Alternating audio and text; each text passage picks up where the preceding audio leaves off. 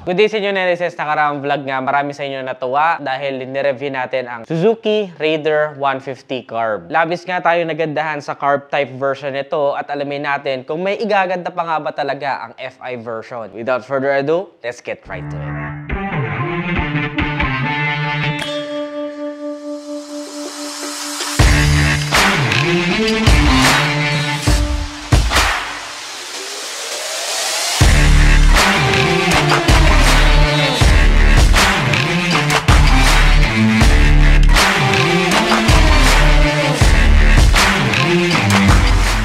Sa makina, parehas pa rin naman tayo merong 147.3cc, 4-stroke, yung pinagmamalaki niya, dual overhead cam, single cylinder. Pero ang version na to, of course, ay liquid-cooled na, mas efficient sa mga habang biyahe, 6-speed, at mas pinalakas na ang kanyang power output na meron ng 13.6 kilowatts at 10,000 RPM, habang maximum torque naman na 13.8 Nm at 8,500 RPM. Mas mataas na rin ang kanyang compression ratio na 11.5:1, habang meron naman tayong bore and stroke na 62 by 48.8 mm. At ang good news dyan, mas malakas ang power and torque output pero mas matipid ito sa gasolina dahil fuel injection na. Naglalaro ito sa around 50 kilometers per liter. Still may vary, pwedeng mas matipid pa dyan na makuha ninyo. Depende na lang of course sa road condition at sa inyong throttle habit. So unang bahagi niya, Nereses, napakaganda na ng looks niya. It reminds me yung parang mga Power Ranger noon. Ang ganda ng itsura niya. At ang kagandahan niya, LED na yung ilaw niya. Doon kasi sa Carb type is bulb type pa. Naka-split LED na rin tayo kaya wala kang makikita parang bumbilya na nakakasilaw. Pero yung kanyang turn signal sa magkabilang gilid is still bulb type. Meron din tayo dito 3D na fuel injection sticker. Goods na goods din yung decals sa gilid na may nakalagay Hyper Underbone. May combination ng white at may pagka deep red na stripes. Nakapag-add din sa premium looks niya yung kanyang Suzuki logo. At nakakatuwa kasi para siyang merong M-shape dito sa unahan. Of course, hindi mawawala yung kagaya nung sa Raider Carb na meron din siyang konting protection dito para sa ating telescopic fork na suspension at naka-single hydraulic disc din tayo na braking system sa unahan. Malaki naman yung disc niya pero still non-ABS pa rin ang isang to, so be careful on sudden brakes. Pero yun nga, kagaya ng sinabi ko, yung misconception ko before na akala ko is hindi kaya ng braking system ng Raider yung bilis ng motor. Pero of course, depende na nga lang talaga sa strategy ng driver. Kung defensive driver ka at alam mo na yung tamang braking strategy sa motor na to, magugustuhan mo naman siya. Sa unahang gulong naman, ang size nito is 70 by 90 by 17. 17 inches wheels kagaya ng Carb, napakaganda ng handling. Tapos manipis pa yung gulong for better acceleration na mostly hinahanap natin lalo na ng mga adrenaline junkie. ARC na yung tires niya kaya makapit and tubeless na. Goods to goods. At dito sa loob naman makikita mo yung kanyang radiator. So liquid cooled na nga siya kaya walang problema kahit sumaba ka pa sa mga mahahabang biyahe. In fact, marami na nga tayong tropa at iba pang mga vlogger na nagamit ito sa North Loop. So no question, napakaganda ng cooling system. Hindi ka na mangangamba na baka mag-overheat ka sa gitna ng mahabang biyahe. Basta siguraduhin lang na tama yung coolant level. Pagdating naman sa side looks, Nereses, para sa akin, ito yung pinakamagandang angulo ng Raider. Kagaya nga na sinabi ko last time, so gusto ko yung pagkaka-design ng mga decals ng Raider. Sobrang ganda ng combination. Nagmukha siyang pangkarera. Iba kasi kapag over decals, parang nagiging okay na yung motor. Iba yung sa Raider. Ang astig at bumagay talaga yung pagkaka-decal sa kanya. Dito may Raider, R150 dun sa gilid, liquid cooled, R150 dito, mga stripes na pula, dual overhead cam 4 valves, tapos may mga stripes din dito. Makikita nyo, bumagay talaga at na-elevate yung mga shapes and lines ng Raider na medyo may pagka-sharp nga siya. Kumbaga lalong na-highlights yung ganda ng disenyo ng motor. Meron din siya ditong parang diamond shape na honeycomb-like material na nakapagpa-add of course sa premium looks ng totality na itong motor. Gusto ko sa kanya, dito naman sa unahang bahagi, itong kulay white na to is also storage. Ito yung wala sa Raider Carb. Hindi siya ganun kalaki na desense. Actually, ito nga papeles lang na motor yung kasya. Pero at least meron compared naman dun sa Carb type na sabi ko nga sa inyo, ang only option ninyo is laging magdala ng backpack. Same thing applied din naman dito pero at least meron kahit papano. Hindi mo na may wawala yung mga papeles ng motor mo. Nandito na lang siya. So syempre, hindi natin na-review to kung hindi natin ite-testing. Kasha! Goods na goods sa akin to. Kasi yung iPhone 14 Pro Max 1TB fully paid natin eh. Pasado na agad. Nagustuhan ko rin yung kanyang maliit na Suzuki emblem dito. Gusto ko rin yung quality ng mga foot pegs niya, Nereses. Ayan o, ang ganda. Meron pa mga details para hindi siya madulas. Pagka sumasampa tayo, minsan tumatayo tayo dyan. If merong so much weight dyan, minsan nagiging madulas na lalo na kapag tag-ulan. So, okay na meron siyang mga pagitan and patterns dito para hindi kagad dumulas yung ating mga sapatos o chinelas pag sasampa tayo sa motor na to. Iba pinapapalitan to ng quick shifter para medyo mas aggressive yung riding position mo sa Raider. Kasi sa lakas ng motor, mag-e-enjoy ka talaga. Kaya yung iba gusto ng medyo aggressive na or medyo sporty yung feeling. Dahil nga, para mas ma-enjoy nila yung driving experience nila dito sa Raider 150 Fi. Sa backlooks naman yan, Edices, nagustuhan ko na full assembly nga itong kanyang pinaka-taillight. So, walang mababali in the long run. Kasi wala nakakabit dito sa fender niya. Just in case man na mabagsak yung motor, wala mababali. Goods na goods to. May peace of mind ka talaga. And meron din siya, of course, na nakahiwalay assigned plate light. So, may ilawan na inyong mga plaka. Wala lang siya reflector dito. Pero, ganda ng palikpik niya dito. Hindi na lang ito nakaka-add ng style. Nakakadagdag pa to for better aerodynamics. Tire size naman sa likod, meron tayo itong 80 by 90 by 17. Nagustuhan ko na yung pagka-red ng kanyang mags. Sobrang forma na nito kahit hindi mo napalitan or hindi ka na bumili ng mga aftermarket accessories. All goods na siya sa kanyang stock na itsura. Pero syempre, marami namang available dyan. So, I'm sure yung iba matetempt pa rin na magpalit ng iba pang accessories. Meron din tayong single hydraulic disc na disc brake sa likod. And masasabi ko na goods naman siya. Akala ko kasi before, sobrang bilis niya mag-lock. Pero depende pa rin talaga sa driver. Kasi kapag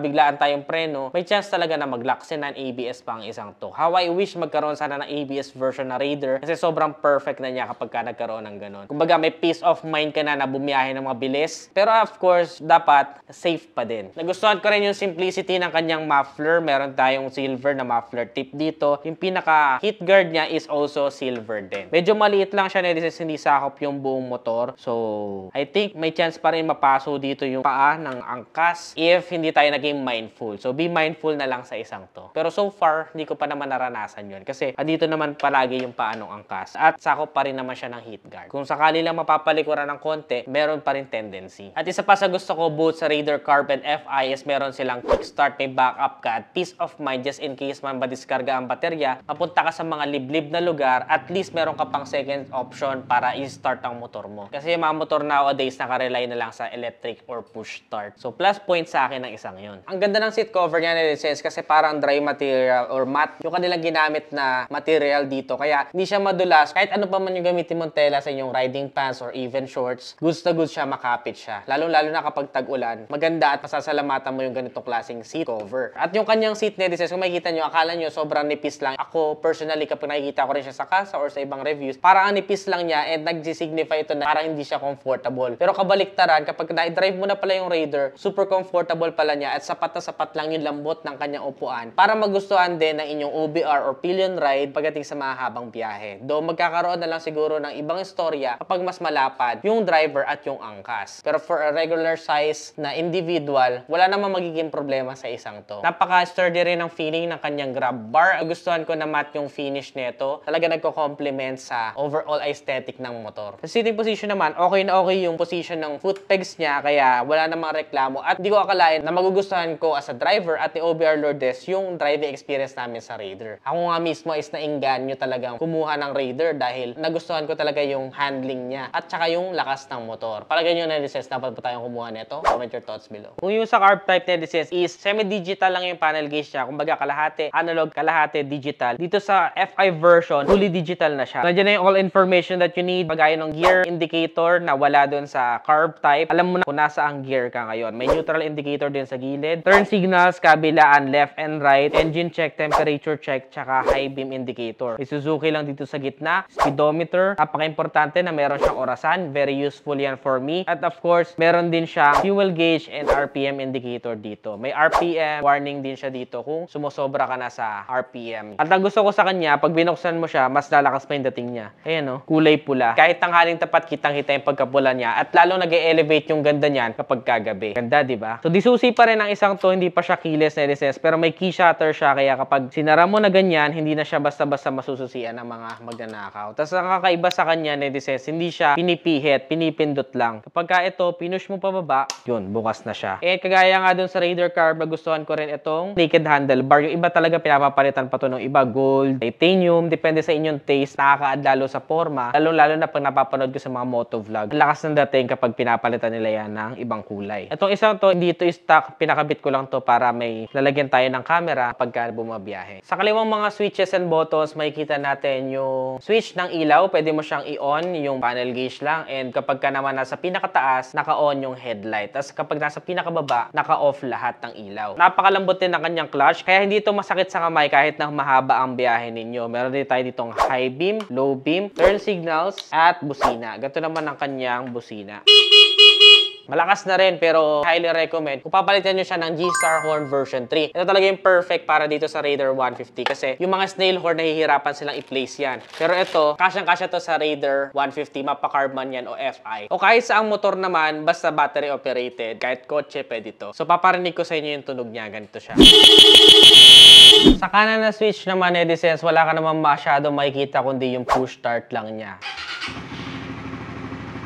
One click lang. Pero wala pa siyang SMG or ACG kaya mapapansin nyo, medyo may ignition sound pa siya kapag ini-start. Siguro in the future na mapalabas na Raider, magkakaroon din tayo niyan. But still, no problem naman dun sa isang yun. I just think that it's worth mentioning. Sa mga side mirrors naman, Edisense, napaka-useful din at maganda naman yung shape niya. Pero mas natripan ko yung sa carb type kasi parang sobrang minimalist lang at classic looking ng isang yun. Sa kabilang side naman niya, meron siya parang carbon design dito sa likuran. Mas okay din siguro kung mas mataba pa tong stem niya. Pero as it is, very useful naman siya. So, wala tayong reklamo sa isang yan. Gusto ko rin, Edisense, na yung susian niya dito sa likuran is nakatutok sa ibaba. So, kapag ka nasa itaas ka, hindi mo masyado kita kung nasaan yung susian. Kung hindi ka familiar sa motor na to. How I wish din siguro, nandun na din sa pinaka main na susian yung control para mabuksan yung upuan. Pero still, classic na Raider, dito pa rin siya binubuksan.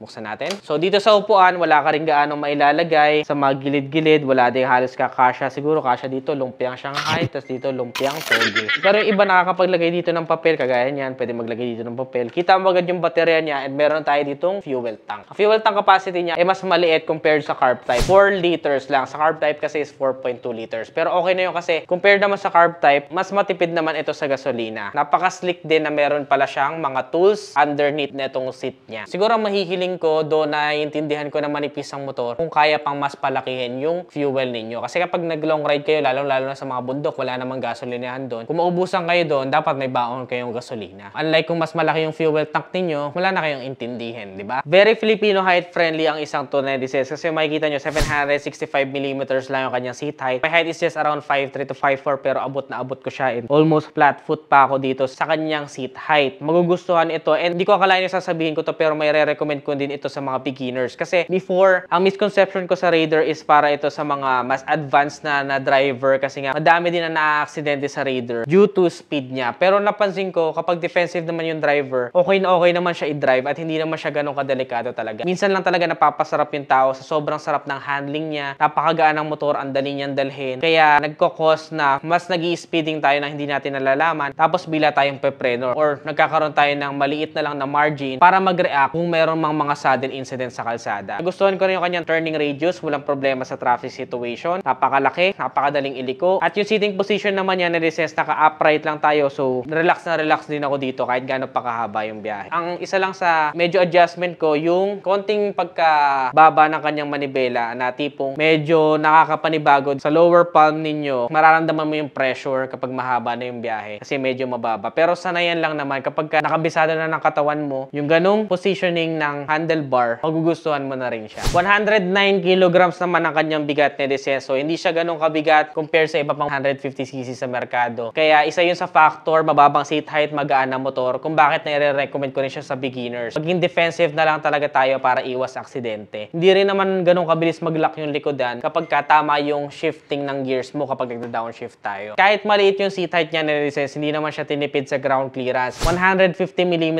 yung ground clearance niya. Super above average na isang yon. Kaya never akong sumayad sa mga higanting humps sa mga subdivision dito or kahit maligaw ako sa mga bitak-bitak na kalsada, yung mga ginagawang kalsada. No problem sa Raider 150 Fi. Kaya niya i-endure yun. Napakaganda rin ng suspension niya na Edisense. Yung feedback niya, goods na goods sa mga bumpy roads. At hindi namin akalain yun. Kahit si OBR Lord, super naging comfortable dito. Yun yung something na misconception ko sa Raider. Akala ko napaka-uncomfortable nito. Pero nung na-test drive ko na, and maraming salamat sa Suzuki Philippines dahil pinahiram nyo ako ng Raider, ngayon nalaman ko na hindi pala siya overhyped lang or overrated. Maganda pala talaga ang Raider based on my experience. Lalong-lalo na tong FI, super nagustuhan ko siya. Siguro kung may points for improvement ako sa Raider, sana next time magkaroon na ng ABS version para mas safe na to sa mga nagbabalak na gumamit neto. Tapos wala din siyang seat storage. So, kagaya ko, ganito yung ginagamit ko pampasok sa trabaho. Nahihirapan akong bitbitin to kasi nakasukpit lang siya sa kamay ko kapag nagda-drive. Medyo delikado din yon. So, ginagawa ko, nagdadala ako ng extra backpack. Dito ko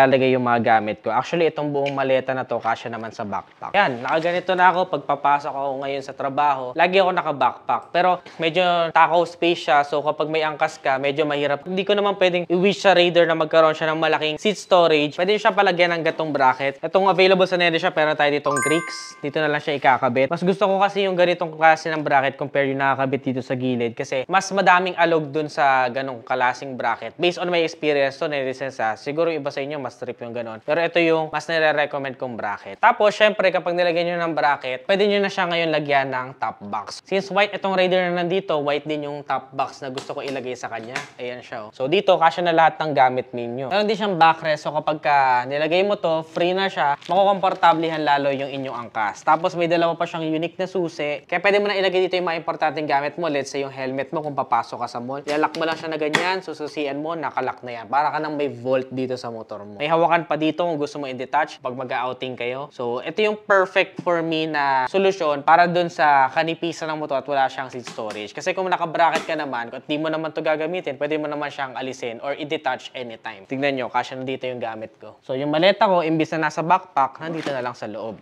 Yan, isasara ko na siya.